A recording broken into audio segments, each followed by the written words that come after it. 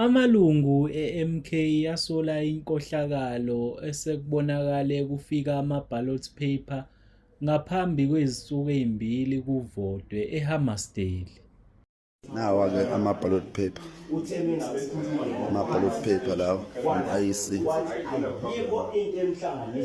ama-ballot paper adiliviwe la eHammersdale no-Inki 2 days before election. They already delivered ama-ballot paper. Kodwa masithi siyabuza IEC ithi bazothi deliver i-material not i-ballot paper. I-ballot paper isidiliviwe, akho security la idiliviwe khona. Unokhiye uyiphathelwe umuntu nje ogqoka isikipha esiyelo.